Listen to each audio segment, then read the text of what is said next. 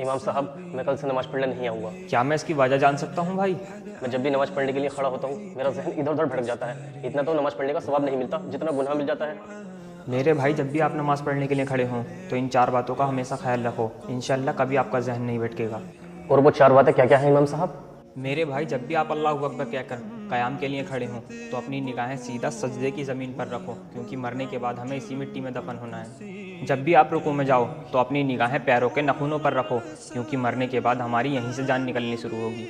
और जब भी आप सजदे में जाओ तो अपनी निगाहें सीधा नाक पर रखो, क्योंकि कब्र में सबसे पहले हमारी नाक ही ख़त्म होगी। और जब भी आप क़ादा यानी अत्तहियात के लिए बैठते हो तो अपनी निगाहें अपनी झोली पर रखो, क्योंकि मरने के बाद सब कुछ दुनिया में छोड़कर आपको खाली हाथ ही जाना है। और अगर आप इन बातों पर अमल करोगे तो इंशाल्लाह ना आपका ज़हन इधर उधर भटकेगा, बल्कि नमाज में भी दिल लगेगा। इंशाअल्लाह इमाम साहब, मैं इन बातों पर अमल करूँगा।